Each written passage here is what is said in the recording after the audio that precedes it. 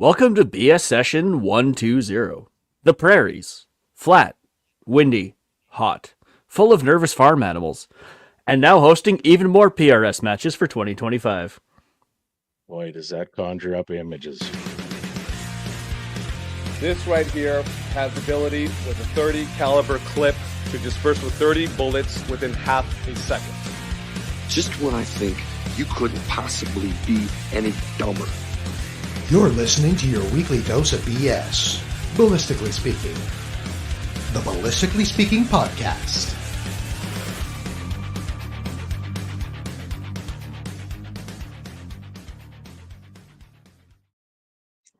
Especially the nervous farm animals.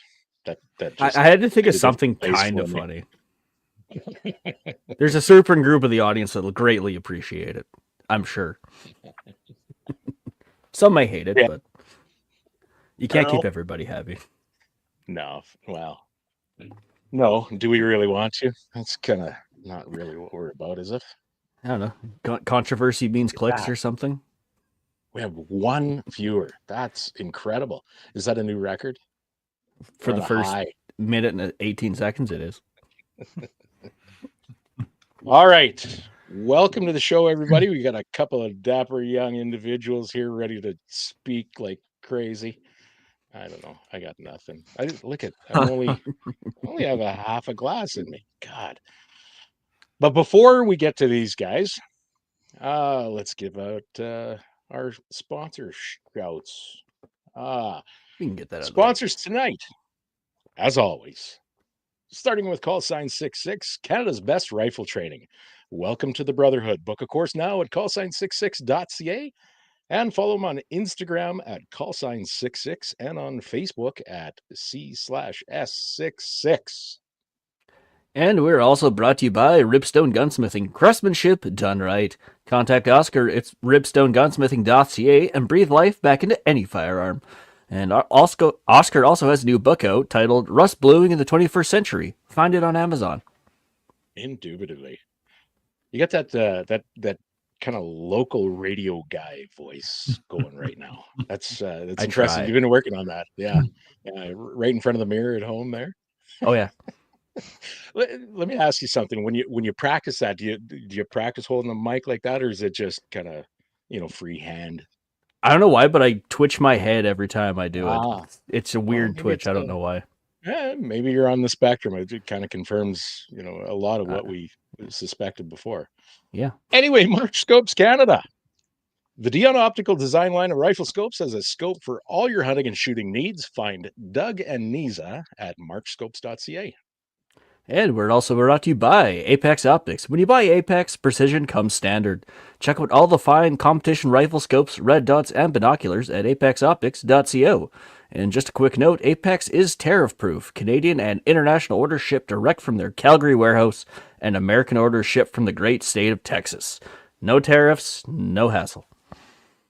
Tariff-proof, now that the tariffs are also gone? That changes every 10 minutes, so who knows? Apex isn't doing car parts, are they? Fertilizer? I hope not. What else is there? Okay. At EM Precision Rifles in Vegreville, Alberta, building Canada's finest precision rifles. Find Shane and Steve on Facebook, Instagram, and on their website at emprifles.ca. And we're also brought to you by Bolt Action Coffee, bringing specialty coffee to the precision shooting world. Order coffee and merchandise at boltactioncoffee.com. It's coffee, people. Everybody out there, it's coffee. Bolt Action Coffee. You got a little. What is that? South Dakota, Wisconsin, North Dakota, Wisconsin. Yeah, that's probably a better fit. All right, and Odell Engineering. Pick up a Canuck shotgun or Bergara rifle from your local distributor and tell them Phil sent you. Look them up on Instagram, Flakebook, and on their website at odellengineeringltd.com. Just a quick note. Another quick note. Mike, you must have been in here in the notes. Just a quick note. A second quick note. They had to start a new Facebook page, so make sure you head over and give them a follow. It was funny as hell because somebody threw that, their new page link, I think, up on the CCFR page or whatever on Facebook. I'm not very Facebook literate. And man, you wouldn't believe how many fucking people, oh, it's a fake account and scammers and all this kind of shit. Don't bother to read anything, people. Just, just react. That's probably best policy for everyone. And this is how Canada got here. And last but not least, we have our friends over at Sterling Arms International, home of the R18 Mark III and the R9 Mark I. Contact them at sterlingarms.com and look out for the R9 arriving at a store near you. Act now as they are going fast. I'm almost beginning to be concerned that some people are going to start thinking that I'm a grumpy old Gen X with all of my opinions and sniping at young people and stupid people and all that kind of stuff. No. Concerned about that. In fact, I'm hoping people actually pick up on it. All right. We got a couple of guests here, which is kind of novel, isn't it? We don't usually have a couple at a time. No. Usually we try to focus on one, but we get a combo, so I'm for it. Excellent. I love it. More time for me to sit back, be silent, and drink. Do you think that's going to happen? Maybe the drinking part. And maybe. So we are joined today by Nathan and Tanner from Valley Ridge Precision, if I have that correct. Yes, sir. Because I believe there's also Valley Precision somewhere else. Yep, that was unfortunately close in the naming scheme. It's what, a province or two away. That's close enough. Yep. So Nathan and Tanner, just give us a little bit of backgrounds on yourselves before we jump into the meat and potatoes. Go ahead, Tanner. All right. Yeah, I guess kind of my shooting background. I started shooting. I was born in southern Saskatchewan, so you kind of grow up shooting and hunting and everything from when you can basically walk, and so kind of just grew up hunting and got really serious into that over the years, and eventually kind of migrated to coyote hunting, and I got hooked and fell in love with that, but I couldn't call them that well, so they'd always sit way out there, and I kind of just figured I want a gun and want to be able to get better at shooting these dang things far away. So kind of dove down the rabbit hole of long range shooting and everything like that, and I actually talked to Harley Green and at Inside Arms there, and he got him to build me a coyote gun, and he eventually convinced me to come out and shoot a one-day match at in Tabor there, one of the first Sapro matches, and kind of ever since then I've been hooked, and been shooting matches ever since, and going down to the States, and was a member of Team Canada here last year along with Nathan. So yeah, we just kind of decided we're gonna try to give back to the community a little bit. Excellent. Nathan, we're going to come back to your start here right after we do the wigs. See if he's got a similar story. See, it'll be a little competition. See who we're more interested in, because I have a couple of questions for Tanner already. I already know the answer. Don't worry, I won't be offended. Okay. Yeah, I mean, I guess my shooting world essentially, same thing. I kind of grew up hunting, but not nearly as much as Tanner would have. Just kind of, as more of like a family outing kind of thing with Grandpa and the uncle and kind of thing. And so, did a little bit of deer hunting. Was never very good at it, that sort of thing. But basically, kind of, once I got into school and university, everything like that, kind of it died off a little bit just due to schedules and stuff. And then kind of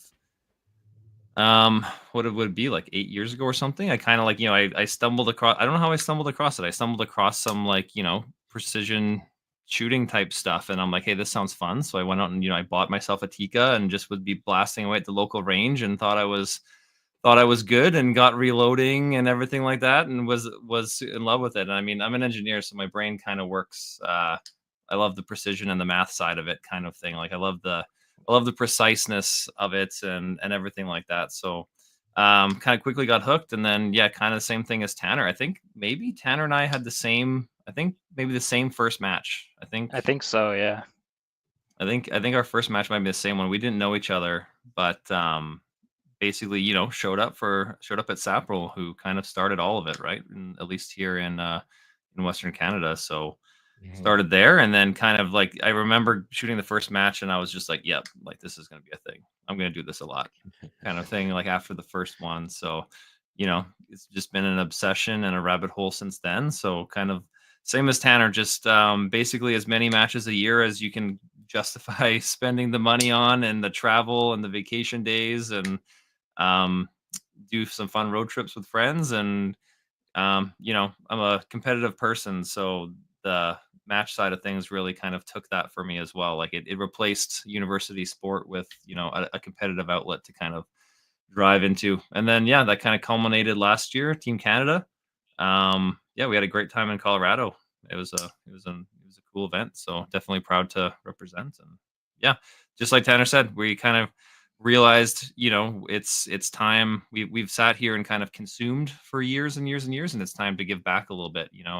Start running our own match, provide something in the area, hopefully draw out some new shooters, and kind of put our spin on it for what we think it should look like. You bet. That's funny. Both of you guys said a few things that really resonated with me. Like Tanner, you talked about calling in coyotes and the buggers that sit back for 600 yards or something like that, Yeah, just exactly. seemingly out of reach at that time, right? And I remember that same damn thing right around the farm.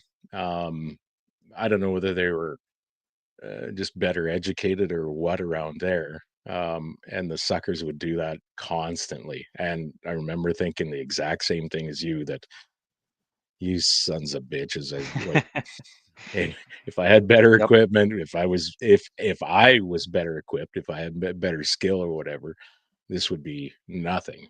Um, but it's funny, I'd go, 8 miles east closer to the river, and I'd kill coyotes just like ringing a damn bell. It was funny as hell. I don't know what the differences were. And then Yeah. Nathan, uh, sorry, go ahead, Tanner. No, I was just kind of gonna say, like, yeah, I don't know what the difference is in coyotes, but sometimes they basically run over you, and the next time they sit out at a Yeah, thousand yards and yep, aren't interested at all. absolutely. Yeah, I used to hunt coyotes like a crazy man before domestication, and man, I don't know how many I killed, but um, lots of spots where they'd hang up or didn't come in at all, or you'd bust them when you finally gave up and started walking out, things like that. Yep. And yeah, you get the occasional one that just damn near runs you over. And then Nathan, you talked about the precision. I've talked about this quite a lot before. I used to be a machinist, and I Mm. really enjoyed that type of work. And that's where I think I get my. A lot of people think I'm a little bit weird because I enjoy hand loading. I truly do. Here in my man cave, there is no better place on earth for me. This is my home. This is my hole, and I do currently, at least, the best work right here. I do really enjoy it. And I think there's that precision, that thinking about designs and stuff, and I know you do that too, Nathan. Improvements and just little slight changes here and there, what effects they have. I am shit on the record side of things, but I experiment lots regardless. Well, it's kind of funny, the progression, how like from when I first started reloading to now, of how much you think about it, I guess I'll say. And I think Tanner could probably attest to this too, of just like, at the beginning it was like, okay, let's test out these 6 bullets, and let's test out all these effects, and like keep going and keep going. And then you get into the world of custom guns, and it's like, oh, it doesn't matter. Like either like, for the most part, like they're just Almost. Yeah. everything's gonna just shoot great. And like the amount of load development, everything you do is different. Like I was Oh out yeah. this week shooting a new barrel, and it was like I just literally took ammo from the old one and fired it, and it was like easily sub half, and you're just like, okay, like sounds good. Like, yeah, we'll just Yep. keep going. But it's like, Yeah. you kind of I've kind of transitioned to all that time that I used to spend in the reloading room doing that is just time at the range. Practicing is kind of what I try to say to myself, at least during the winter. It's hard to do that. Yeah, yeah. You won't do that with a the off the shelf Remington 700 Ace. What is it? They're ACSS or The whatever the hell that. AAC or whatever. Yeah, yeah. That's it. Thank you. Thanks for the save. I used to shoot an old Parker Hale 243 with 58 V maxes at about 3,900 feet per second for coyotes. Man, that fucking thing killed. But you switch up anything in that load, you try a different bullet, it's a start over right from the bottom. Yeah. I've said before that it's like there's a lot of questions that the reloading community has about how certain things affect other things and things like that. So you need someone. It's like just if I had like millions and millions of dollars, it's like you know what, I'll bite the bullet. I'll do the testing. I'll do all of it. I'll answer it for the community. So if anyone wants to just give me millions of dollars to just sit around and test ammo, I mean, I'll take it. I'll take it. Yep, but like I'm your certainly Huckleberry. the scientific method and everything like that of like, does this matter? Does this actually matter? Not like, Right. I shot a 3-shot group and it looked better. Right. How old are you guys? Before I get out of this groove, how old are you guys? When did this start with you? When did you get your rifles built, all that, your first precision rifles, all that kind of stuff? Yeah, I can take that. I think I started, I guess I'm 32 years old. I started shooting PRS in 2018. Before that, I had a custom gun built, I think about 2016. Like I said, just for hunting coyotes and whatnot. And then, Right. yeah, you shoot a match and down the rabbit hole, and then you got multiple yeah. guns and multiple barrels, What caliber was your first choice? 6.5 Creed. Hell yeah. And I was the weird guy who I built my custom gun with a carbon barrel because I wanted it light for coyote hunting, and then I brought that to a PRS match, and very quickly realized that you don't bring a carbon barrel light gun to a PRS match. Y'all ain't from around here, are you? No. What about you, Nathan? I'm 31. I think probably the same year. Well, I mean, certainly I got into it probably the same year, 2018. So what's that been? Like maybe I was 23.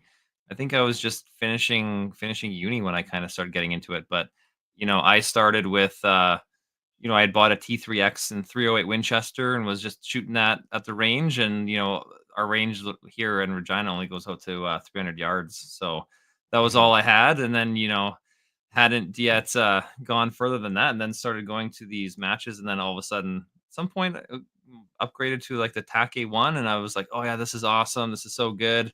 And then ran that for a little bit, and then it wasn't long before it was custom rifle. I think I probably made it like the first year and a half, maybe 2 years, shooting like a TAC A1, something like that. And then you realize it's like, no, there's just something different here. So yeah, then so let me ask you, and I don't know if you can relate or not, Tanner, but 308. Since you started out with 308, or at least that's what it sounds like, you started out with 308. Yep.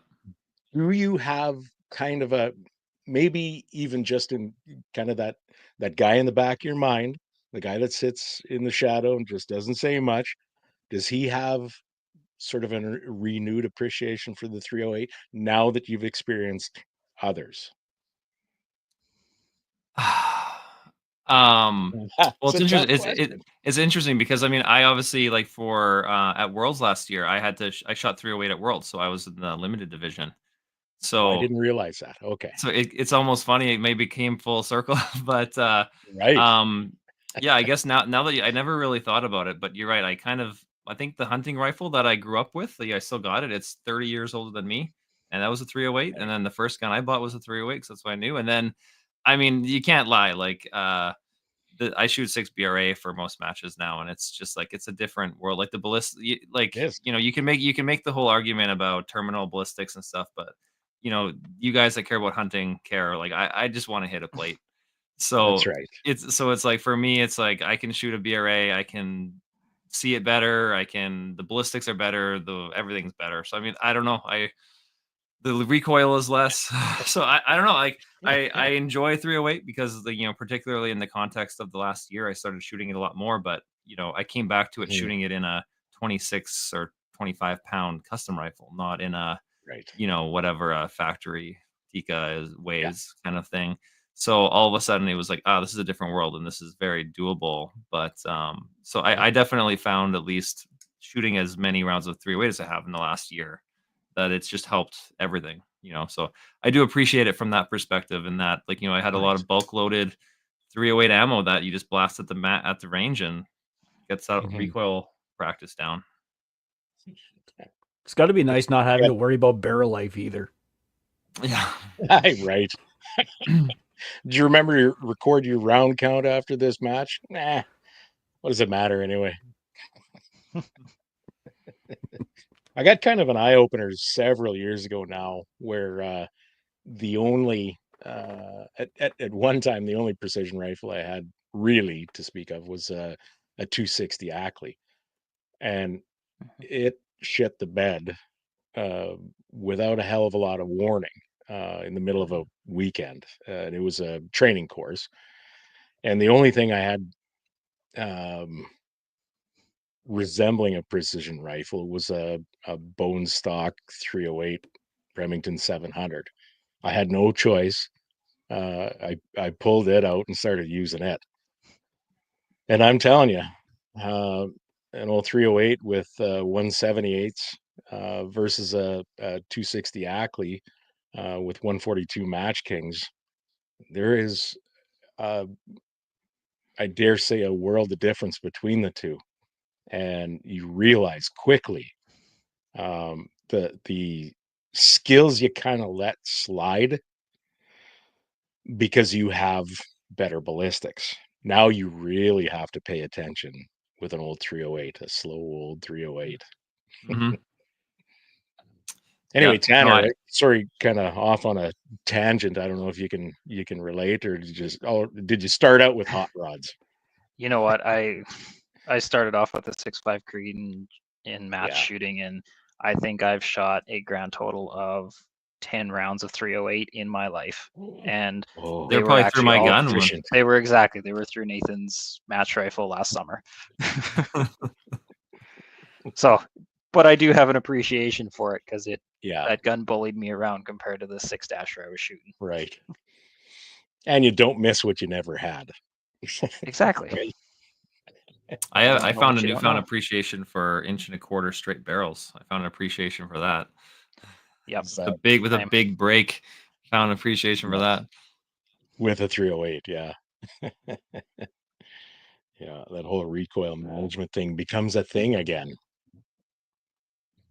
No, absolutely. Absolutely. All right, Mike, how much did I derail all your hard worked for topic points here?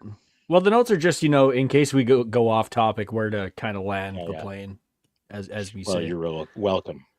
I've already done that. So we get at least one tangent out of the way, then we don't have to worry about it.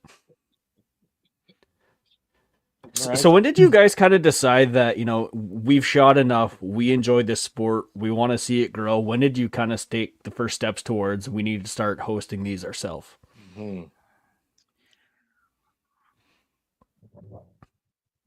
Go take this. Oh. Sure. Sure. I mean,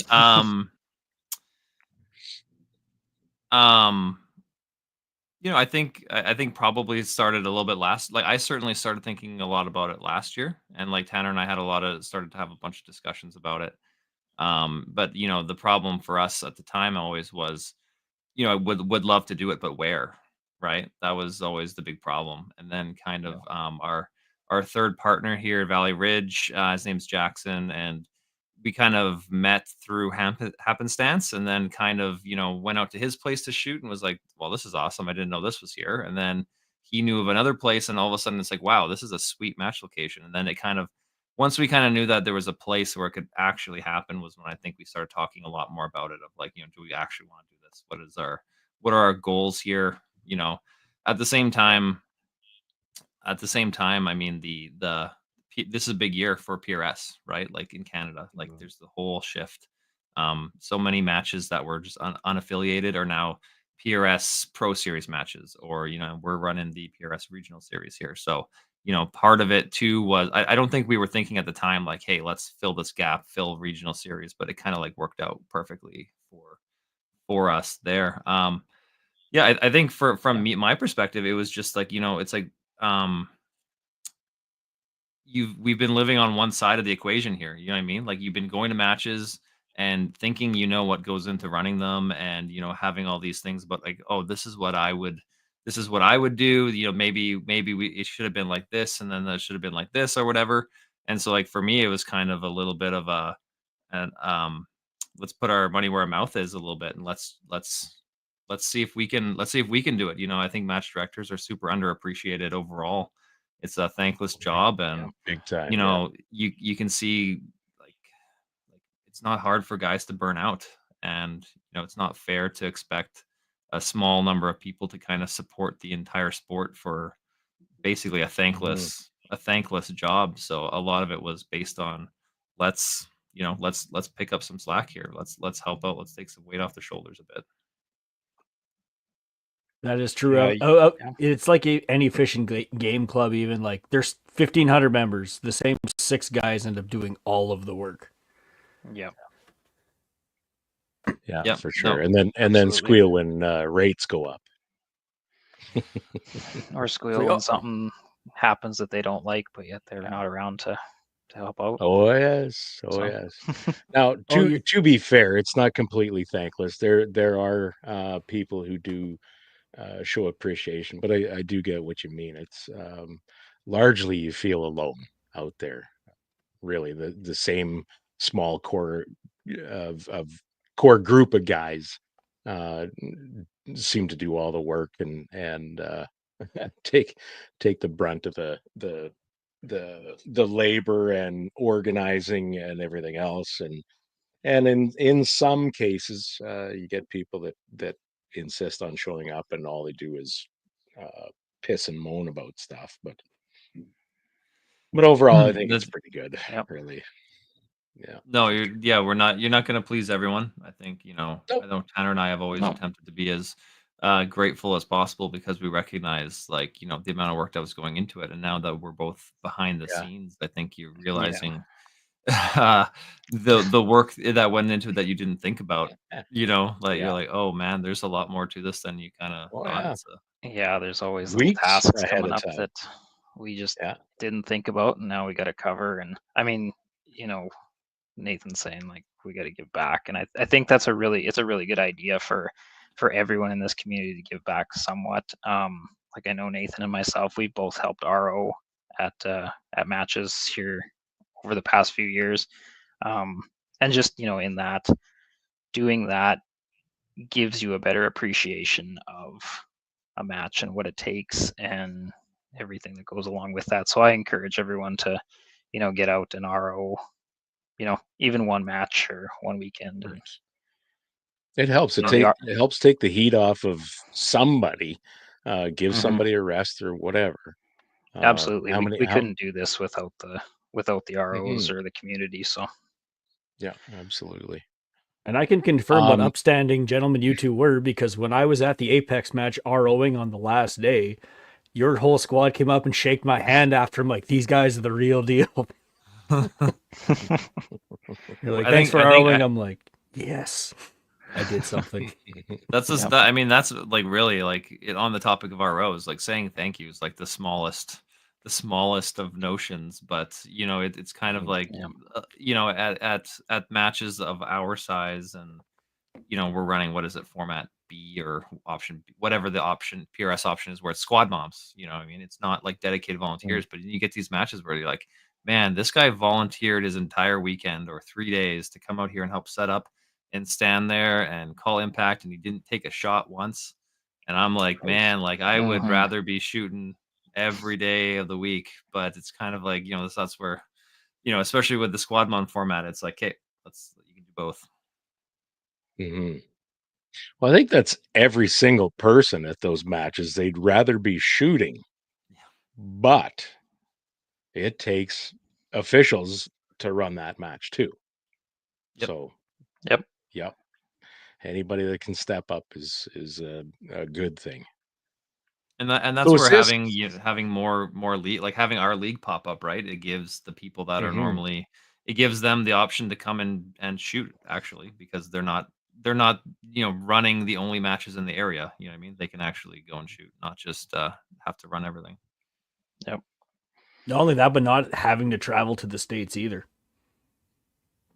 Yep. Like if you want Yeah, PRS and- points, Yep. you can stay here now. That's why that's like Yep. I said, this year's it's a big deal this year, right? You know, with the, what do we got? 4 PRS matches in Three Western Canada now. Yeah, 3 Pro Mhm. Series PRS matches and numerous regional ones now. So I think it's 4 Tanner, gives because people we a lot of got you got because you got got- MDT, Apex, Cactus Cup, and Pancake. and Manitoba. Yeah, 4. So that's 4, and then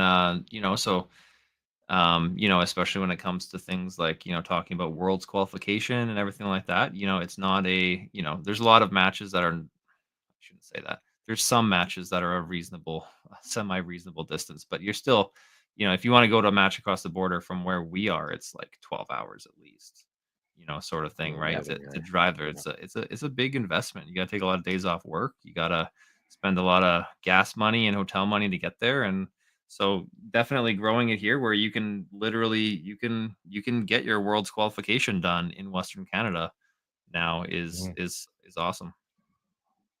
Yeah, and There's no for carbon the people tax anymore, looking- so you can kiss Mark Carney's feet for that. You can attend more matches now, and yeah, everything's fucking rosy, boys.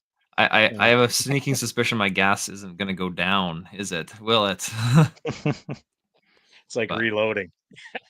Yeah. It saves so never much gets money. cheaper.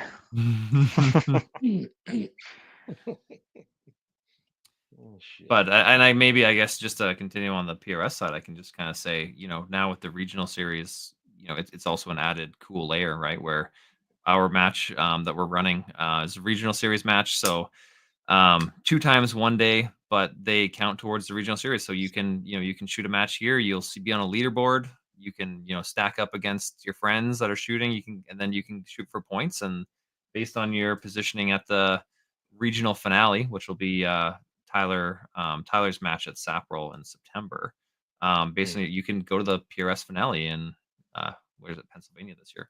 So you I think can it's in qualify to get Pennsylvania, into yeah. that finale through the regional series, which is cool. No doubt. When did you guys start this? Was that 2024? The match that here, or Your Valley Precision. Yeah. yeah, the conversation kind of really took off, and we started gaining traction kind of after we got back from Worlds in September, and that's kind of when we got linked up with Jackson. 2025 And is your inaugural matches. 2025, June Okay. 2025 is our inaugural Okay. match. Yeah. Okay, I thought so. Trying to keep everything straight.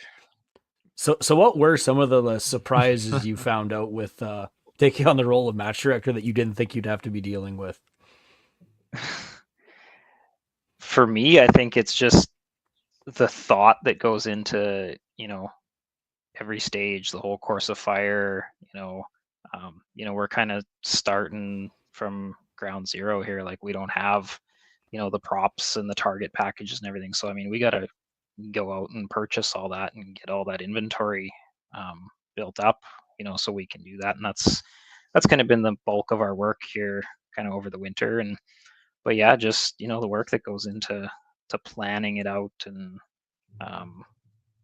where we're going to put targets and what our course of fire is going to be, and and then just kind of trying to figure out how we can promote this and bring in the existing shooters that we've shot with for a lot of years, and appeal to them, but also appeal to new shooters who are like us 7 years ago, just kind of thinking of getting into this game. And we want to appeal to them and bring them in, and hopefully they get hooked just like we did. And the community here has been phenomenal. I met people 7, 8 years ago, and we're best friends now, right? I've always said that the PRS community is the best community for any sport out there, and I'm sure Nathan can attest to that. So, but no, I mean, like, just kind of learning the ropes as we go, and I mean, we've been very thankful that we know a lot of people in the community that have helped us out and kind of given us direction. Um, like Carly at Apex, um, and then Tyler, and then Chad and Sean from Saprol and stuff like that. They've been a lot of help with kind of pointing us in the right direction, so to speak. I dare say Colton's probably on that list there somewhere Colton too. is definitely on that list as well. Absolutely, yeah. For sure. Yeah. We need to try to wrangle Colton for the show sometime. It seems to have a lot of conditions, though. Yeah, like we'll work around it. sometime when I got some time, when I feel like it. That's just how he rolls. Yeah, that's right. Yeah. You know what? I'm thinking about setting up matches and stuff like that. Isn't it wonderful? You kind of start with a game plan in your head, and then the second guessing, and then the, oh shit, this won't work. So the scramble to make something different for a stage or whatever. It's you go in with a kind of baseline good idea. Oh yeah, you do your pre-planning, you lay it all out, you get out there where the target's at, and then suddenly there's something in the way, and from the firing line or whatever, and then of course you're considering different types of shooters, smaller shooters, newer shooters, things like that. But at least you guys, I think, had the advantage of being to quite a few matches before setting up your own. There's a lot of lessons learned that you should have been able to take with you to designing your own matches. I uh, I always tell people, or I tell people a lot, that we as men learn best by making the mistakes that we do, and I dare you to tell me I'm wrong. But I've made a pile of mistakes, but you can take that into whatever it is you're doing, like designing a match, and hey, fuck, I've been here before and it didn't go so well, or I've seen this at the very least before and it didn't go as well as it should have. Do a little bit something different. I imagine there was a lot of that kind of chewing at your brains when you're doing up courses of fire in that. Hey, Yeah, and I mean, to be fair, we don't have our course of fire, nailed down yet. So we're still work with me here. Just fake it for the audience. No, I mean, we're I still kind of going through that, but yeah. Yeah, you will. Yeah. Yep. I was gonna say I kind of learned that a little bit last year, where I started running some kind of like long range training courses out of my local range, and Sure. I had a a format, I guess I'll say, that in my brain I'm like, this is the way, like this makes sense, this is great, and then you run the first one and you're like, oh my god, like this went well, this went well, this went well, that went not, that was bad. You learn your brain took a holiday on this one. Yeah, and so I think where we're at is, like you said, Tanner and I have shot a lot of matches. We've we've both shot, I don't know, a lot of good high level matches. I mean, in Canada, good matches. In the US, going to Worlds, we're fortunate that everyone in the community is so I guess generous with their advice and everything like that. Like, how many other podcasts are there that you can listen to about where they talk about matches and setups and everything like that, and there's people like even in the US that we kind of have the era of, or that we had that we can ask some questions and rely on and stuff like that. So yeah, I mean, I know one thing you said, like, what's one of the challenges. I know one of the things I think that I personally could say was way more complicated than I thought it was going to be was the target package, was really deciding, okay, what sizes of targets do I need, and what shape, 100%. and like I feel like if you just kind of inherited a big pile of steel, then it's kind of like, okay, I'll make do with this. But when you have the opportunity to do it from scratch, it's like, okay, what, like what size of targets should we have? Like you got to think about maybe what the Right. stages are going to look like. So like, are we going to have Yeah. stages where you need, Yeah. 5 little targets in a row next to each other, or you know what I mean? And so just crunching that was surprisingly complex. That we went through a lot of discussion of like, okay, is this how many targets? And actually it was fun. I picked up the steel today. It's in the back of my truck. My truck was low riding all the way home today with 3 pallets worth of steel in the back of it. So that was certainly something that I found challenging. And then I think Tanner and I have had this discussion a lot, which is um, how to make the match um challenging but fair. You know what I mean? Like Mhm. we want it Yep. we want you to be challenged, but it's not gonna, that doesn't mean that every target is gonna be tiny or whatever, right? And so it's testing all of the elements, you know what I mean? Like your Right. time pressure, your position, your wind ability, can you hit that small target? Can you manage shooting orders? All that sort of Mhm. stuff. And doing so in a fair manner that'll make a fun match, you know what I mean? That we want people to leave and have had a great time.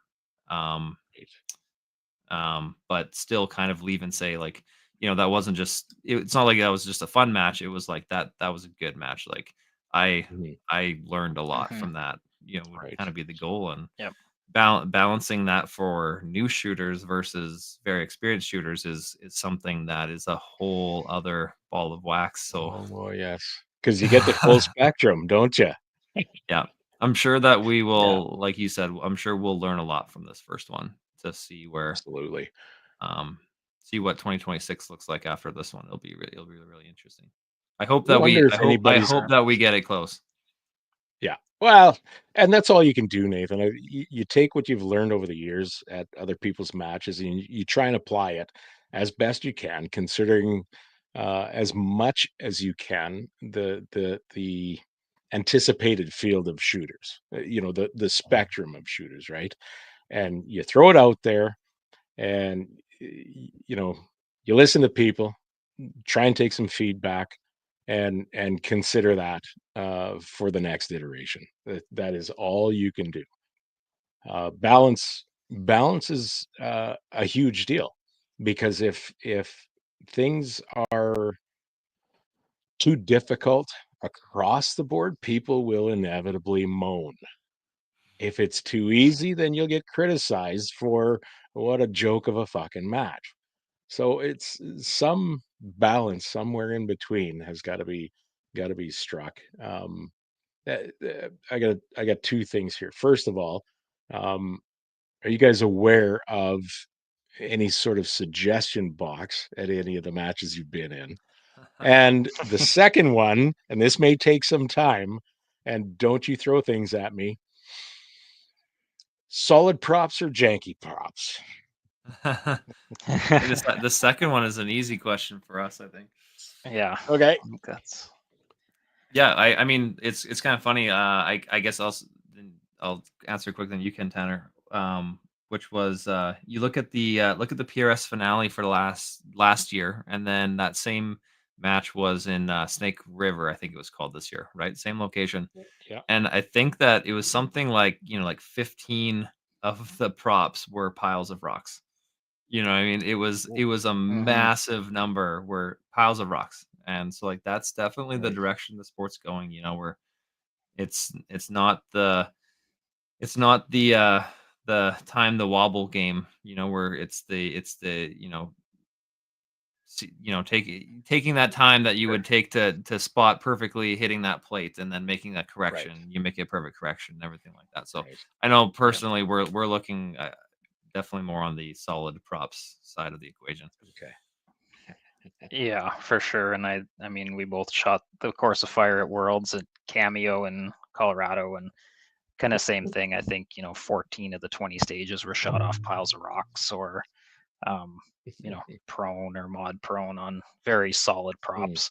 And that the name of the game to me is like it's precision rifle shooting, and to me that's you want to make the most precise shot possible, and in order to do that you need to have a stable prop to do so. So that's mhm. kind of the avenue we're going. So, It but takes yeah, a I little bit mean, of it takes a little bit of the luck factor out too, where the ability to game it to if someone discovers that miracle solution of gear that gives you a massive advantage over the field because it wasn't wobbly or whatever, that sort of thing. yeah. I gotcha. What was the first question? The suggestion box. Oh, this, yeah. Right. Tanner, you ever seen anything? I've never seen a dangerous suggestion game. box, but we've definitely, in our times of shooting matches, definitely heard of suggestions on Oh, ways yeah. to make things better. So Oh, yeah. we've kind of Sure. bookmarked those in the back of our heads, so we kind of have those, and so we can try to. Are you putting one out for your use matches? those, or Mm-hmm. Come on. We Come yeah. on. All right, we'll do it. We'll just see. We'll put a design your own stage box, and Yes. Jeez, that's even going further than It's just not a bad simple idea though. It's just suggestions. free Yeah. stage design. there you kind of go. reminds It'll me of Colton's Yeah. matches where he put out 12 props and just said, "Kate, you can use 4 of them. Go ahead." Yeah. Yeah. Oh, that's I funny. know I know I've heard of match directors before, emailing all the participants and doing a little bit of a survey like what did you think? You know what I mean? And Oh, yeah. I do like the idea of getting feedback, and it's whether it's positive or negative. It's like let us know how you felt, No, I think it's you're good spending for money almost and time to be here. right. I think it's good for almost anything you do. If like just to at least momentarily step out of your own bubble, because we all know what it's like where you have an idea of how things should go, how things actually went in your own mind, within uh, your what do I say, small feedback loop, like you two, maybe a couple of ROs, whatever, few close people around you have told you after a match, but you don't get what's going on in the crowd out in the smoke pit, sort of thing, like we say in construction, right? That's where most Right. of the shit happens. Where all the guys are out there smoking and they've got all the great ideas, or at least according to them, right? Yeah, that feedback is I think vitally important for so many things. Now, you can weed out the stupid shit. That's fairly easy, but there's gonna be a couple of good ideas come out of there that you may be able to use. No, I want to see that absolutely. suggestion Mhm, box. for sure. Nathan, Well, you gotta can come. put You one got. up. You I gotta know come. you You can. gotta come. You gotta come shoot I it know. this year. I don't know. I probably need a wheelchair to go through it. What dates are we talking about here, you guys? Yeah, maybe we should say. Yeah, Tanner, lay out the Yes. details. Tell them the Yes, sir. actual everyone, so everyone actually knows. Yeah. So our match is going to be just outside of Regina, Saskatchewan, June 21st, 22nd, and like Nathan alluded to earlier, it's a PRS regional match, and the way that works is PRS regional matches are technically only 1-day matches. However, we are doing them back to back, so you can come out, you can choose to shoot 1 day, or you can choose to shoot both days. We certainly hope people come out and shoot both days, but that's kind of how we're promoting to the newer shooter, because sometimes it can be overwhelming to get into the game and just walk right out and shoot a 2-day match. Mhm. Like kind of when we both started, 1-day matches were the only thing out there, and it gave us the opportunity to try the sport without the huge investment of time and money and everything like that. So yeah, we're pushing people to come out. And You put it in? Did he put it I'm in? just no, because I'm at Cigar Lake, for fuck's sake, just like every other goddamn match. And in June, so the 28th weekend in June, as well as the 5th weekend in July, back-to-back weekends, I'm hosting CRPS at my range here. Okay. But of course, the 21st, I'm away at work. That's fantastic. Fuck my life. Well, I mean, good. Good on. I'll just say, good on you for hosting stuff too. That's all. It's good to Well, keep stuff going. I try.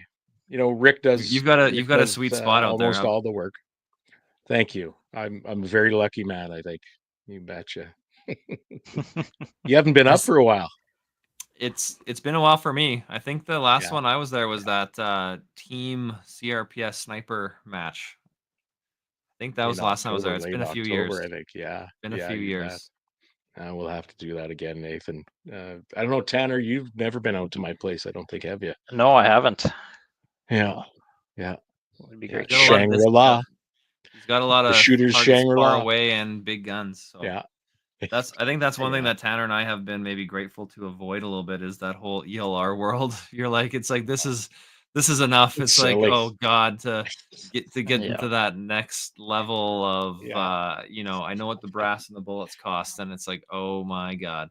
I'll Yeah. Yep. Well, you know what? It is silly as hell, to be honest. It is kind of neat. You know, Nathan, you alluded to the precision and the Yep. in a loose sort of way. You alluded to the kind of nerdiness, the math, and all that business. That's what appeals to me as well. And I'm sure Tanner, in some way, you're probably similar to that. And people ask me about it, and I get all fucking nerdy, and it's annoying as shit. I'm sure if I was outside myself, I'd probably punch myself after a little while. But it is a it is a different game altogether, but cool as hell. That's why I go to In some ways. Rimfire 22 ELR. It's twice the frustration for half the price. That may be true. That may be true. But it's kind of neat. There's so much precision involved in that.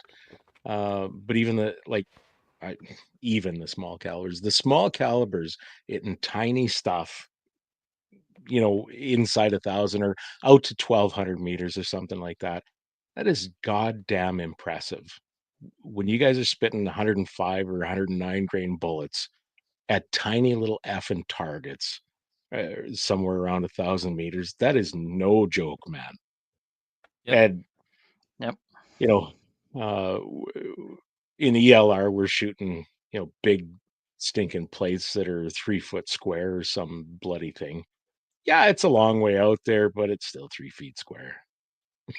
We've got at our local range here, we've got steel set up at 315 yards, which is like the furthest that range has, just Oh that yeah. little square range. And you got like a big plate that, like the guys will come and hit with their SKS, and then you got the Yeah. 12-inch, Just and then you got the hammered. 8-inch, and those 12-inch and the 8-inch we replace twice or three times as frequently as the 6-inch and the 4-inch. You know what I mean? Because everyone comes out and can shoot the big ones, but are amazed when you hit the small ones. I think that's part of what I know. Tanner we were at the range last week together, and he was talking to a guy that was there and was like, it's like, it's not that big of a stretch. You know what I mean? It's you've got what you got, and you want to get into doing that. Yep. It's not that big of a thing. Like, you don't have to buy a $10,000 custom rifle to do this. You can get into it. There's ways to do this, and that's really what I think we're hoping to see some guys come out for our match, especially with the 1-day format. Letting a guy come out for 1 day, he doesn't have to. Ammo's expensive these days, and so you got to bring 100 rounds of something like if you had to buy that factory, that's a big financial commitment right there, right? So to say that you need to spend 200 rounds to come out can be a lot of coin to someone who has to buy it. So, but Sure. really we're trying to get those guys out that are just kind of, interested in it, that, and it's like show that it's like, you don't have to do too much to turn whatever you've got. If they can shoot an inch at 100 yards, you know what I mean? You can bring it out and get a ballistic calculator, a free app, and, get your speed, and like, you're going to be surprised at what you can hit at distance, with a little bit of practice. And You know what? It's that's the addiction part. That's the addicting part. oh, Yeah. For sure. I know Adam Glatt has hung a couple of pretty small targets out at my range there, and there's one. I don't know that it's 200 meters. He's got it kind of hidden in the bush a little bit, but the damn thing is only like this. Mhm. And there's a couple others out there that are, 2-inch or 3-inch or something like that, inside 400 meters. And I got to be honest, those are more intimidating to me than the big plates at a mile and a half. It I don't know why. It doesn't really make a whole lot of sense if you do the actual calculations, but I see a little disc like this at 180 meters, and I'm like, fuck no, I'll never hit that." You know? Especially off a prop, then there's no chance. Well, that's I'll part of just it is, watch you at 'em.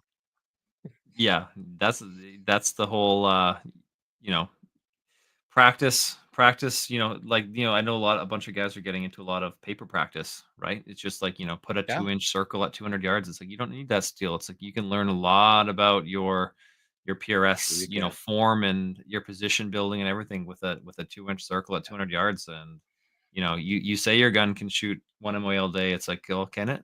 And it's like, I don't know. I don't know if mine can sometimes. So It yeah, might, no, but in the driver, Yeah, the yeah, gun no, can. exactly.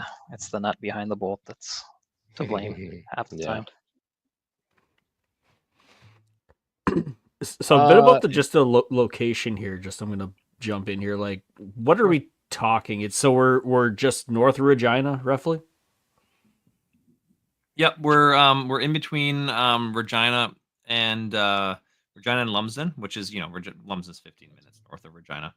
So we're kind of right in between there, just a little ways off the highway in the Lumsden Valley. So So is it more is going to be like a valley, or going to just flat, or some rolling hills, or set the scene? There's deer running through. There's a stream somewhere. well, there's a stream. I don't know if there's going to be deer in there. Basically, I guess, how do I say it? It's a bit of like a winding valley. And then we're going to be primarily shooting off of the top of it. So a lot of it will be Mhm. shooting, down into the valley and then down and across the valley. And then kind of the advantage of that location that we have is it's, like I said, it's a bit of a winding valley. So from from the direction of fire from your first shot on stage 1 to your last shot on stage 10 will be, more than 180 degrees. It'll be, we're going to go in a big Oh, arc all the way around. So yeah, and it's hard to, I know I posted a picture. It's hard to describe without a picture, but you're looking, when you look one way, you're kind of looking up the valley, and then some stages are going to be looking across the valley, and then we're going to be looking back down the valley again, kind of as we kind of do a big arc through the day. And it's all like, there's a lot of trees and everything like that in there. So I was actually thinking about it. Like, the question was like, could we do like a they were talking about, could we host a rimfire match there? I'm like, you'd have to change it significantly, because the first 200 yards of the shot is, or maybe not 200 yards, but the first 150 yards is mhm. over top of trees and everything like that. So we're going to have a lot of fun with Tanner and I and Jackson selecting target locations and like the exact stage locations Wow. to make it, scenic, put some targets in some fun positions where they'll be like, um, we're gonna have a lot of opportunity. It's gonna be a good time. So yeah, definitely that's kind of where the Valley Ridge came in. Is it's We're kind of working our way around the top of this valley, kind of shooting down and across and up the valley. And it's a really nice location. I'm really, really I really grateful like that that area out there. Yeah, Jackson found it. yeah, yeah. It's gonna be so much Um, fun for the Nice. wind through there. oh Oh God, good god. luck. We have one location, and I mean, obviously, we've done a bunch of Tanner and I have done a bunch of planning of, like, this is where we think all the stages should go, that sort of thing. But it'll all be, once you get in there, it'll all change a little bit, I'm Yep. sure. But the one location, and it's all playing with arcs of fire. Like, you know how Mhm. how big of an arc can you get before you're getting close to that other stage? You know what I mean? Like, It's when you're on a square range and everyone's shooting in the same direction, it's kind of really straightforward. But with some of the angles we're going to be able to play, a lot of the stages are going to be capable of having large pans. So Mhm. and then it's just a matter of, making sure those targets are all in safe positions, that you're not getting close to anyone else. But what was I going to say? I was going to say one thing. There's one stage for sure where there's opportunity for more than 180 degrees between targets, and we'll have to explore how we feel about that. So I don't want to think about what the wind will do to you on that one. You have It's a good test. you have your Scotty's Tissues sponsor at that stage. maybe brute paper towels instead. Have you had any extra sponsors jump on board with you at all, or? You want to run know through it, what? Tanner? Yeah, I mean, I can. We've had, the community has been so good, throughout the years. We've got a lot of the traditional sponsors that have supported PRS over the years. Inside Arms has jumped on as our title sponsor this year, and we're so thankful for them. I mean, I've known Harley and Andy for a lot of years now, and Nathan, same thing. Like, they've always been amazing to us, and they've supported the community. We've always shot with them in matches, and let's face it, they're just great guys to begin with too. But no, I mean, we've got some of the staples in the Canadian PRS industry. We've got MDT, Hirsch Precision, Apex Optics. I know I'm going to miss a few here, but we've also got commitments, from our local Regina Wildlife Federation, and like Annealing Made Perfect, EM Precision, even like QU Canada has kind of jumped in and donated some stuff, because they understand that everyone out there shooting, everyone's an outdoorsman, and lots of people hunt too. So the community's far and wide, so getting getting the optics out there. I can throw a few in there, like go big tactical. Korth gave us a package. Nearlandia, Brent at Nearlandia, Reading, Spearhead Machine. Spearhead they were number one. They were the first to jump on board. I had 2 breaks in my hand at remarkable speed. It's like Tanner said. One, I'm just constantly amazed.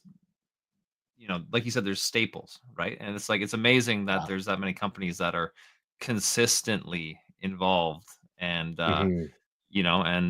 it's good to see other ones that are starting to join. Like Tanner mentioned, Hirsch with like Lapua. Lapua's getting in big this year, to a bunch of matches, and including with us. Like Lapua was very generous to us as well. So a lot of companies, good to see them. Like, it's amazing the amount of support that some of these companies give, especially given how many matches there are coming up, right? Like, especially in the US, like how many matches there are, you know what I mean? Like, sponsors are starting to get stretched a little thin. So we're certainly very grateful that for our regional series match, which in the grand scheme of things, it's not a pro series. Like in the US, the regional series matches don't usually have anywhere near the level of sponsorship. I guess I'll say they're usually like a small one-day event, and maybe the regional finale will have a prize table. But we've been really grateful that everyone's been really willing to. A bunch of people have been willing to jump in, so it's been awesome.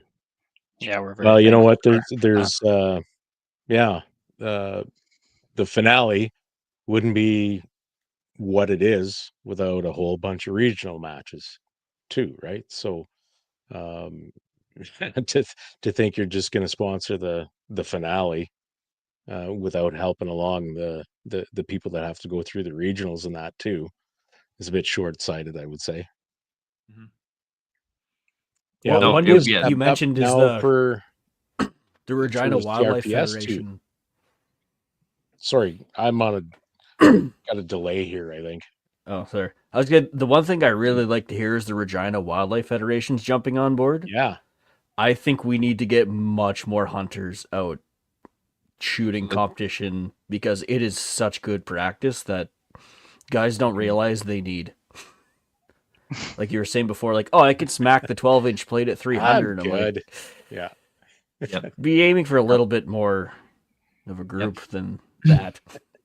And that's the thing. Like, you look at shooters as a demographic in Canada is a tiny group, and then look at precision shooters out of that group, we're an even tinier group, right? And so we have a lot of the same, the same goals as hunters, right? You wanna hit the thing that you're aiming at, and like Tanner's story was a perfect example of, like got into this through wanting to be a better hunter, and that's really the crowd where, obviously there's the NRL hunter matches coming on where that's, maybe a little more up their alley in terms of it's like a direct kind of more of a direct hunting simulation kind of type thing. Mhm. But really that's the market we need to grow the sport. You know what I mean? Like that's been a big challenge. Tanner and I have talked a lot about it, and I know a lot of other people in the industry are too, is like how do you get more people into this sport? And so definitely I'm really grateful. Just on the topic of RWF, I can just say like I've been a member there for like maybe 10 years or something like that at this point. And that's where practice all the time for all these events, everything like that. And then, they were good in that, you know, a couple little things we're gonna borrow from them. Like you need some picnic tables, you need some things Oh like that, yeah. where it's like you think of you don't really think about that, like the logistics of little things like that. So they've Yeah. stepped up and let us borrow a number of items like that. And then one thing that I'll mention it because I thought it was cool was um, the level of sponsorship that they came in at earned them a couple of free spots in the match. And the RWF decided that they were going to do a draw for the membership. So the membership can Perfect. kind of submit to, I don't know. I imagine it'll be based on an email or something like that. Email me back if you're interested in this. Their name will go in a Mhm. draw, and then they can be drawn, and they'll give the spots to some people who want to do it. Right. So Yeah. that's awesome. That's awesome of them to kind of give their Hardly gets spot better to than that. grow the sport like that. Yeah. Right. So hopefully, For sure. definitely, it's also a big organization. The RWF has something like 1,100 members. Like you don't realize too, like how big some of these clubs are. Like Mhm. I don't know about Saskatoon. I can't speak to that, but I think I heard that Medicine Hat Club was like 1,400 shooters, right? Like that's a large number of people. Wow. And you Yeah. realize like if you can get 10% of them, if you can get one, if you can get 20, if you can get 5% of them to come and try this, Right. like that's a Yeah. huge growth to our sport. So definitely, I like seeing those organizations kind of helping us advertise it a little bit, and giving the pitch to their members of what we can provide. Yeah. Because Leverage that if you as can. great as hunting is, you can only do it once a year, really. Yeah. You got 11 other months to be doing something productive. Somehow I've managed to make it a 12-month a year endeavor, but between coyotes and gophers and Right. scouting deer and shed hunting and everything like that, I can pull 12 months out of it. But Oh, isn't that sweet? Your youth and freedom. Going back here a little ways, Ryan Piper had a question.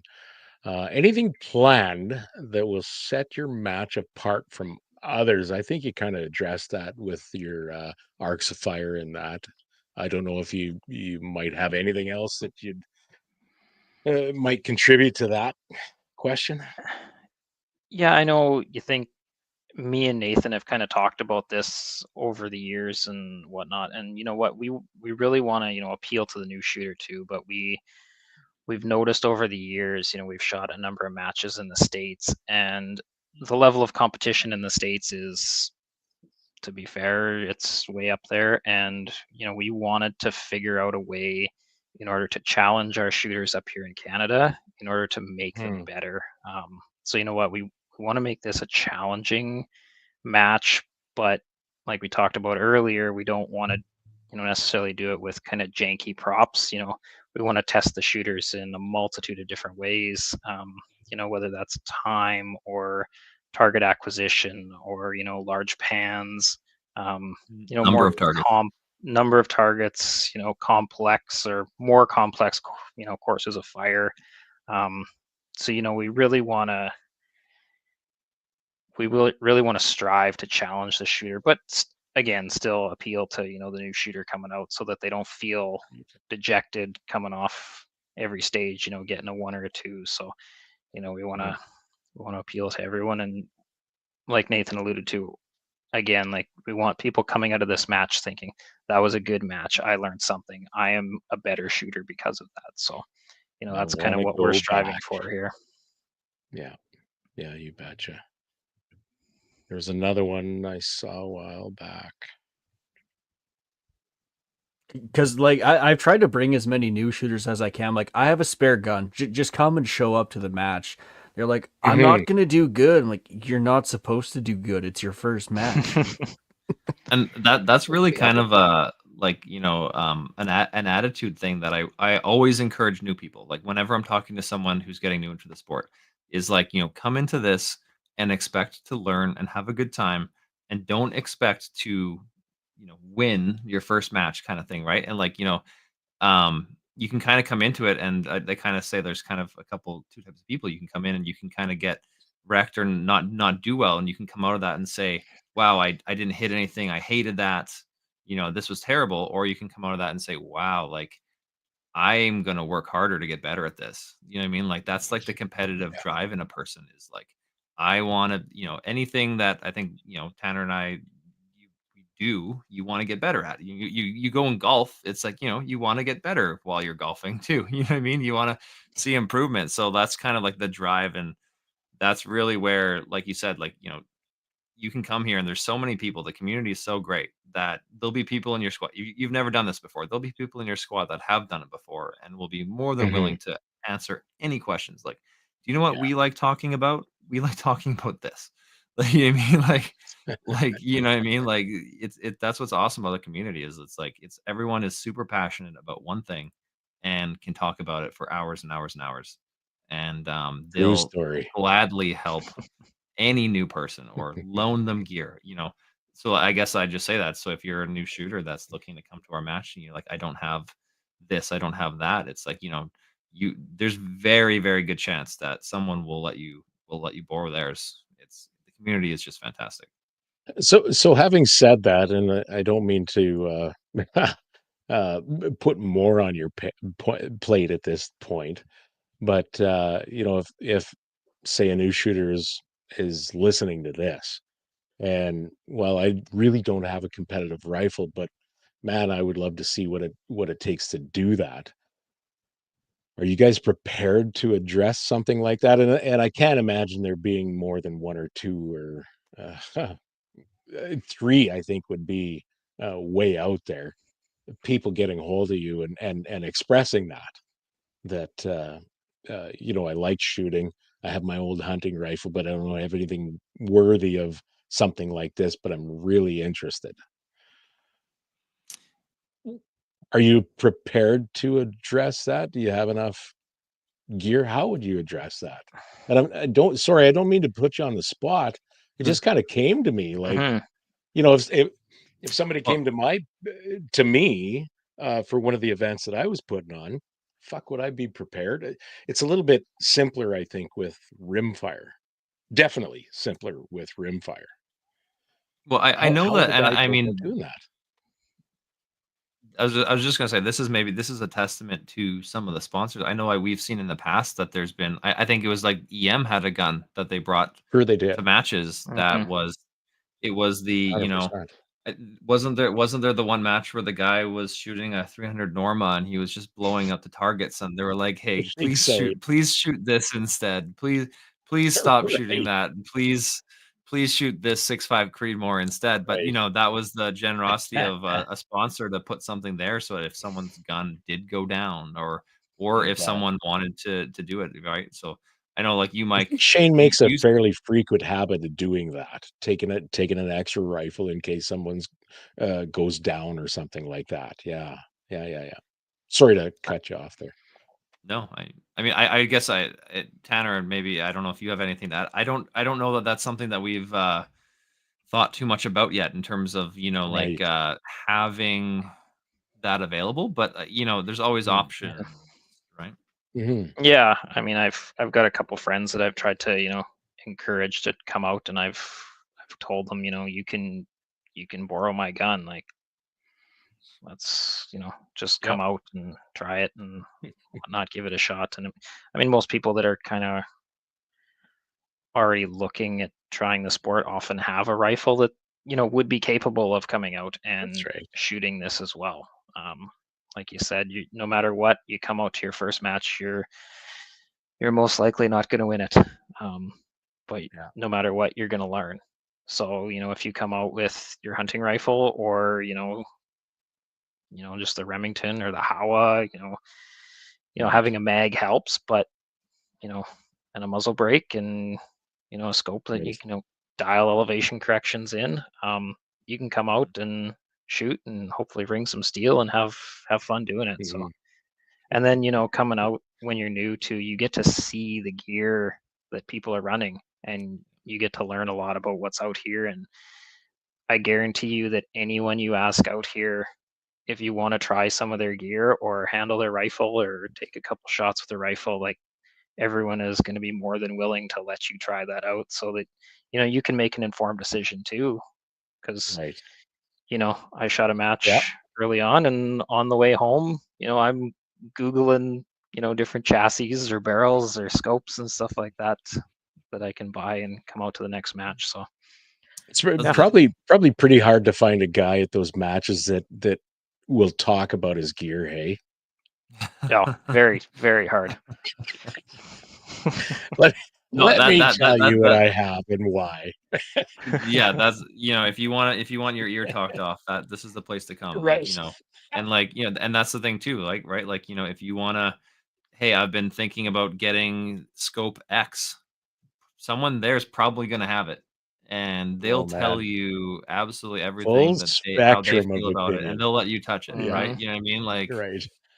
it's that's legitimately a very good recommendation from Tanner, which is like, don't buy anything until you come to one of these matches and like get your hands on it. Like shoot, run what you brung, or however it goes. The other thing too, right, is like, maybe you think you're gonna love this and you build a badass setup and you get out here and you don't like it. It's like just come out, Mhm. bring Right. something that you have. Come see if you enjoy this, and I mean, I think you will. But after Yeah. that, you Yeah, can yeah. jump into the rabbit hole after you got the first one Has under your has belt.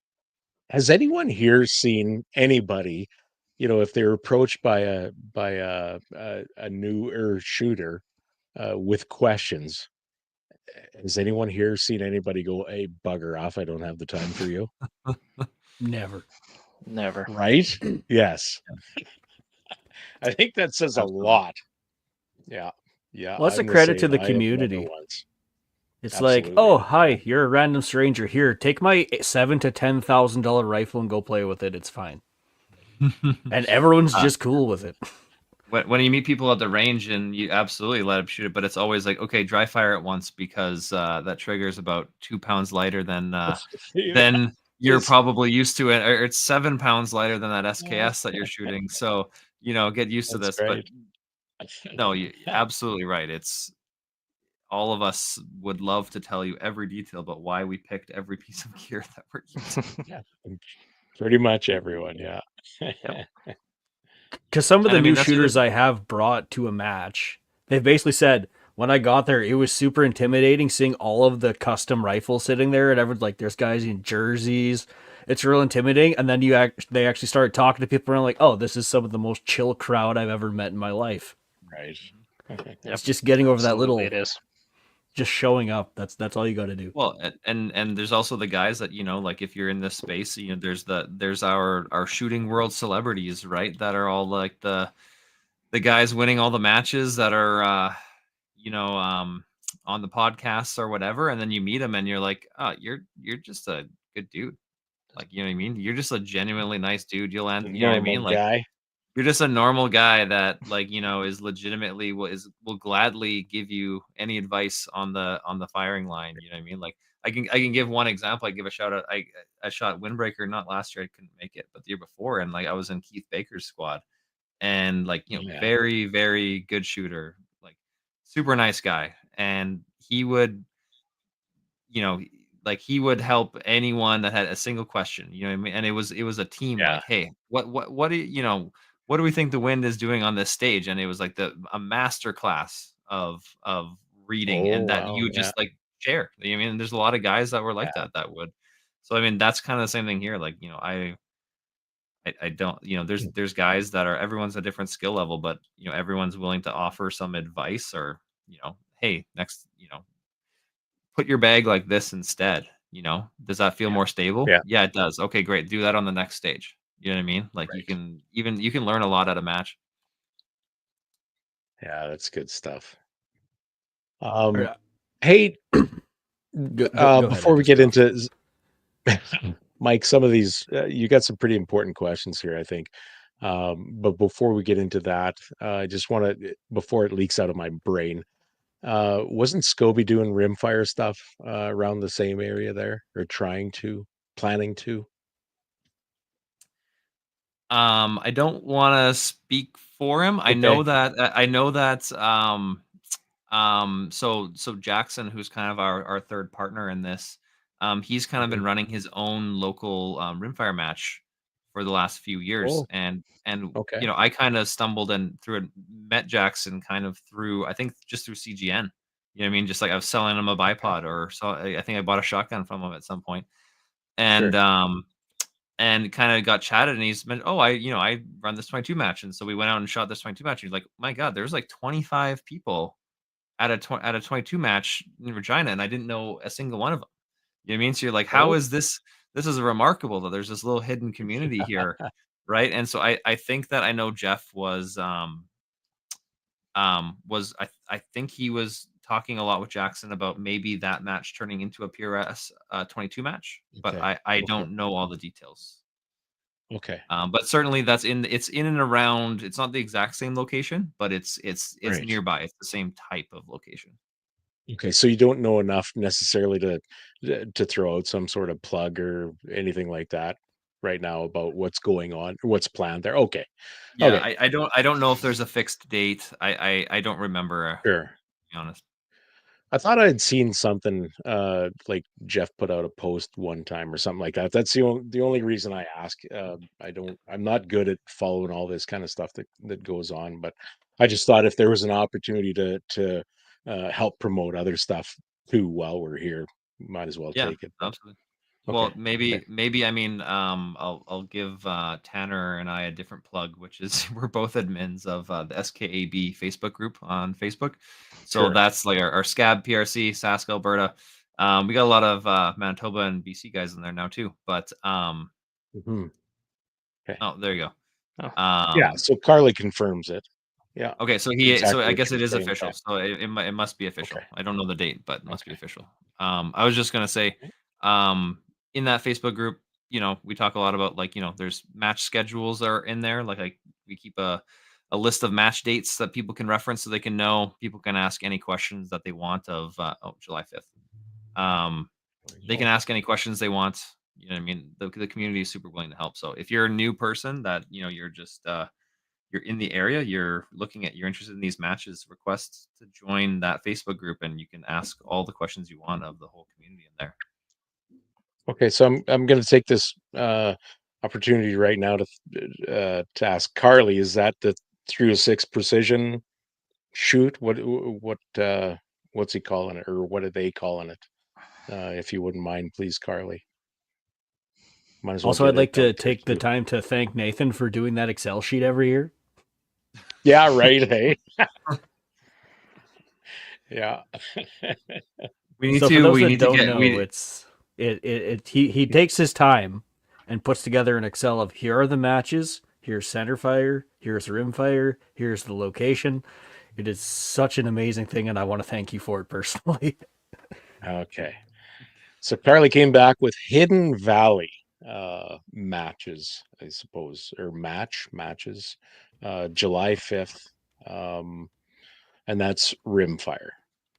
So, and imagine, where do you find it now for those interested? Sorry, I don't mean to detract from that what one. you guys are doing. I would bet you that one would be on, if you went on Impact Scoring. I bet the registration is through Impact Scoring. Oh, okay. Okay. I think, again, don't hold me to that. Carly probably knows more about that than I do. Yeah, and there you go, presented by 306. So, like I said, that will be kind of in and around the same area. So, within Right. a 10-minute drive of Regina, kind of thing. So if you're in the area, definitely check it out. it's a fun little location for It's 22 precision. because there's a lot of trees and everything like that, hills and valleys and stuff. Excellent. Thanks for entertaining that brain scatter. Mike, you got some stuff you want to address? Yeah, I just got a couple quick ones here. Are you guys gonna be trying any moving targets, or is that just a goal, or just you don't want to deal with them at all, or what are your thoughts on them in general? What do you think, Tanner? I think they're a lot of fun to shoot. I'm going to go out on a limb here and say that we will not have a moving target at our match this year. They're not cheap. They're not Unless easy. Nathan has bought a generator and a track system in the last week that I don't know about. To be honest, I have a full 3D design that I've done for a mover system, but I haven't looked at it in a while, and the whole electronics package. Actually, Grey Ops just announced their system, that. right? Mhm. And that kind of re-prompted me. I'm like, oh, maybe we should be figuring this out. If anyone in Western Canada has a mover that they want to loan us for the match, reach out. We'd love to do it if we can, get it running. But I don't think it's going to be done in time. I I was first this saw close that to Grey buying Ops thing one of on those April old Fools. scooters. Yeah. Yeah, I thought it was an April Fool's joke as well. I think April Fools is turning into companies have this weird idea, and if they just put it on April Fools just to see what the reaction is, they might actually go through it. Jonathan Berger, or Bergen, resident smart guy, says do the old school movers with people run where people run holding a target in the air. Yeah. Try and find ROs, never mind target holders. If people have to be told to not shoot the generators, I don't know if they need to tell them not to shoot the target holders too. Yeah. That's happened a time or two. I had this idea a while ago to the old electric senior scooter or whatever, buying one of them, putting a decent set of tires on it, and figuring out some remote, and just have somebody there running this damn thing around. The the thing about the movers is like they're always a lot of fun, and it's just like I know I've been in a couple matches with reliability issues, right? Where so I think that's where I think that's something that we'd have to get nailed down and be very confident that it was gonna run reliably and not have any problems. Yeah, I don't know how many times we've shot a mover and then it dies halfway through the day and then they end up having to throw the stage out. So, if you're one of the first 5 squads that shot it, you had fun, but after that you missed. Right. You missed out. Well, let's put that one as 2026 goals. That's our suggestion box right there. Yep. You heard it here first, folks. There's our friend Yukai Kazi. He's oddly absent from most of the show. He says, you thought you'd get a week without me, but here I am, fashionably late. He's not late. We're all early. Yeah. Had to pick up me ma from Newark. Oh, I see. Oh, Mom. All right. So being close to Regina, we're not going to have to worry about camping or sleeping in the back of a truck. We can actually get a hotel. Because that has been a problem is I'm going to drive 6 hours, 8 hours to a match. Where am I going to sleep? Yeah, no, that's actually one thing that we've been super fortunate is like I said, the match is 10, 15 minutes north of the city. So, I mean, when you're used to driving sometimes an hour in the morning to the range from, to get to your hotel, it's going to be amazing. So like we've had questions of like, where in Regina should I stay? I'm like, anywhere. It's not that big. You know what I mean? Like anywhere. It's a 10-minute drive north. Just pick a spot, stay wherever you want. There's all kinds of food, and stay in Lumsden if you want. I guess I should just say we don't have any on-site camping available. There's probably camping available in the area if you looked up some campgrounds, but I don't know that off the top of my head. But certainly, it's going to be a nice. There shouldn't be any shortage of hotels to stay in a very close distance. Yeah, and if you can't get across Regina in 20 minutes, Yeah, it there's doesn't something matter wrong if with you're in the south end or the east end. Like you it. can hop Right. on the bypass, or it's 20 minutes. That's right. To get out there. So Absolutely. Bobby Pew Pew says, "What's the group or site called for Sask, Alberta, Manitoba, BC? Do you need an invite?" I think he's talking about the Facebook page. the Facebook PRC. group. Yeah, so it's SKAB, all one word, PRC. That's the group name. You should be able to search it on Facebook. If not, you can reach out to myself or Nathan, and I'm sure we can get you an invite there. Facebook likes to hide some of those groups, but definitely that group. You don't need an invite to find it. You should be able to find it. There is a answer the couple questions. How did you hear about this? Just to filter, and then I guess just to plug a couple other places to look. Join the PRS Foothills region Facebook group too. You know what I mean? That's where a bunch of stuff about the Cactus Cup and the Apex and our match and all the stuff about our match will be the info should be shared in there. Registration, I think, should all be shared in there. That's definitely another place to kind of keep your eye on what's happening in the area. Yeah, and then we do actually have a Facebook page newly created for Valley Ridge Precision as well. Okay. We'll make sure to throw that in the description. What's the washroom situation going to be like? Are we going to be blessed with something like how Apex set the standard of air conditioned washroom on site, or are you going to be roughing it? We got a couple of those brown paper bags, and we got a bulk bin. I mean, it'll work. We'll survive, I guess. Yeah, unfortunately, we're not going to have the Apex level toilets.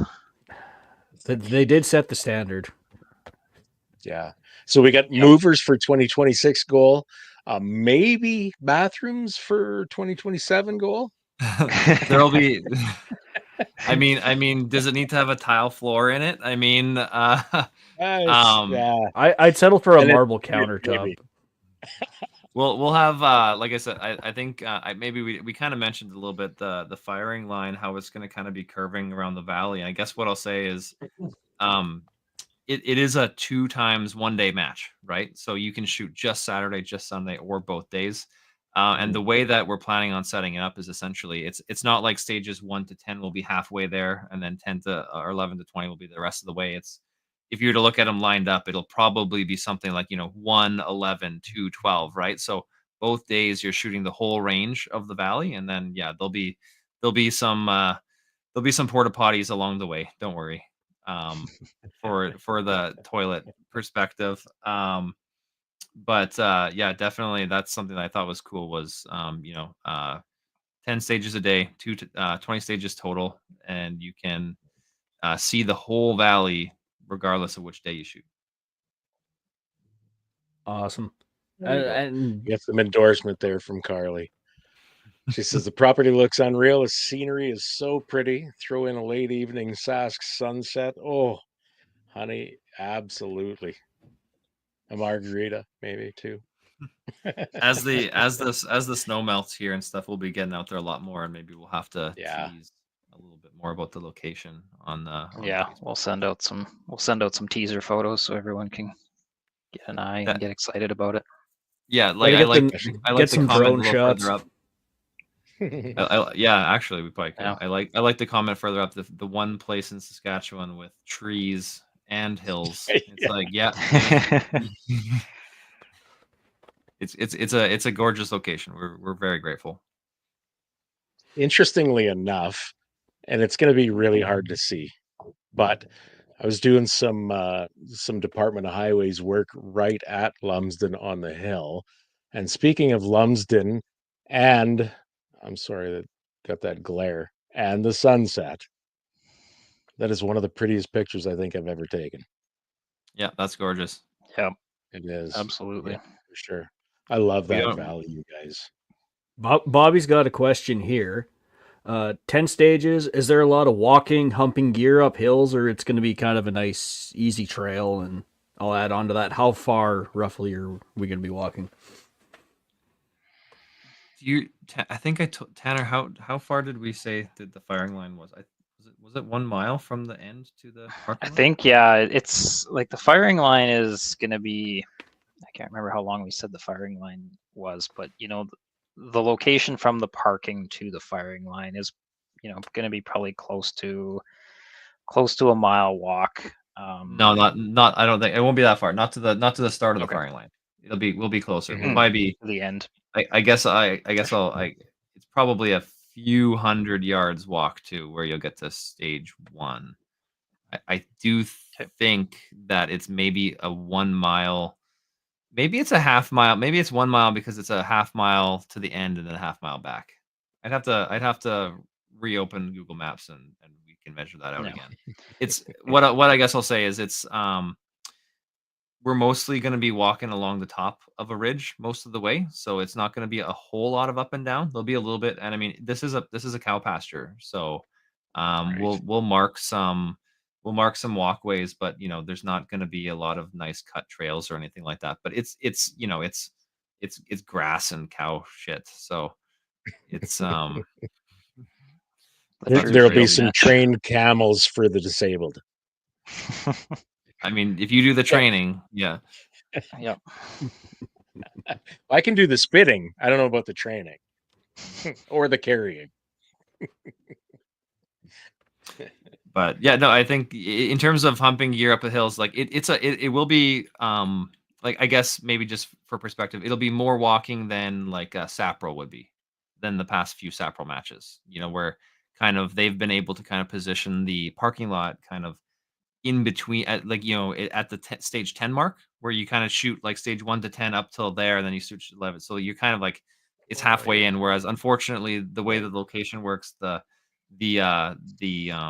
parking lot is going to be kind of a little distance away, so like if you draw the short straw and you start on stage 9, you're going to have the long walk to get down to stage 9 and then walk your way back to stage 1 and then back to stage 8 and then back to the parking lot. So just the unfortunate reality. Way she goes, But Ricky. it won't be too crazy. It's not too far. It won't be too far. That's the time when you BS with everybody, not on the firing line. Because I'm sure you guys would like to leave before dark. Yeah, we didn't really plan this through, but it's literally on the longest day of the year, so Oh, really? we'll get lots of sunlight. Yes, yeah, that's So true. you had some ideas about naming it, Tanner, which was like a solstice name because literally the match is on the solstice. We're like we should have come up with something cool for the name like that. Yeah, after we had already Something decided hippie. on. We already decided. The Solstice Scorcher. Yeah. Feel free to Yeah. use that. Yeah, no, it's gonna be a good time. I actually, like you said, you don't want to leave till dark. I remember actually, I remember shooting a Saprol match one year, and it had been a long day, and we were near the end of the day. And I remember that Chad had kind of said to me, he's like, like, I'm sorry, guys, like, I'm sorry this is taking a bit longer to finish this day. And like the thing I said back to him, like, Chad, there's nowhere else we'd rather be today. I'd rather be standing here shooting than sitting in my hotel room. You know what I mean, or whatever, right? Like it's there's nowhere else I'd True rather be. story. You realize how much we think about this. How many hours a day or a week do we spend thinking about this, and then you only get to do it for 10, 15 days out of the year. But it's like there's nowhere else we'd rather be. Very true. That's why we do the whole thing. All right, fellas. Yeah. Okay. Kurt, go ahead. Go ahead. Oh, I was just gonna. Do you have more important stuff to address, or do you want to wrap it?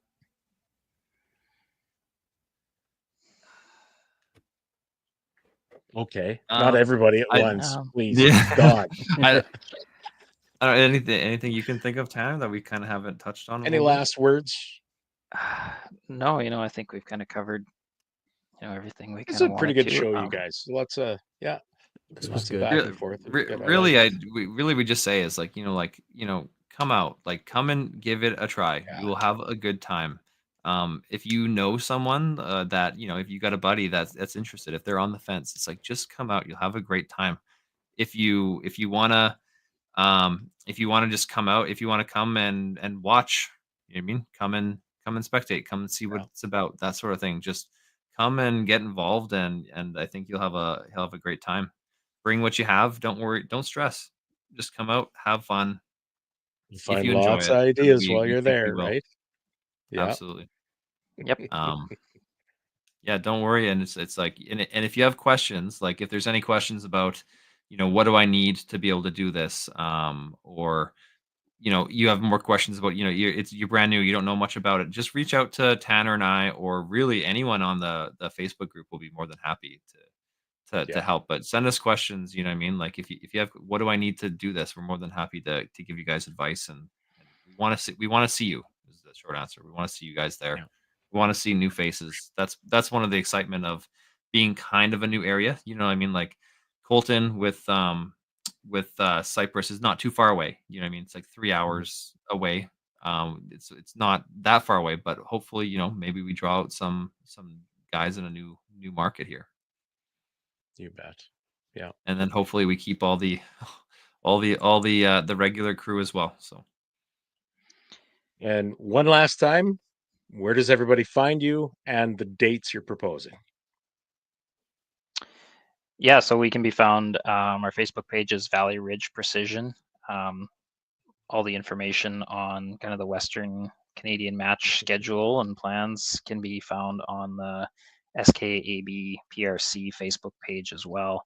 And yeah, just we're hosting the Insight Arms Ridge Runner match on June 21st and 22nd, 2025, just outside of Regina, Saskatchewan. So we sure hope to see everyone out there, whether we've seen you at matches for the last 5 years or this is your first one. So we're always trying to grow the sport and welcome everyone out there. So yeah. Excellent. All right. Thanks, you guys. For those of you listening, take a look into our storied knives collection. If you want to help the show directly or support the channel, considering supporting us by heading over to storiedknives.com and have a look at our knife that we're pretty proud of. Consider picking up one of them.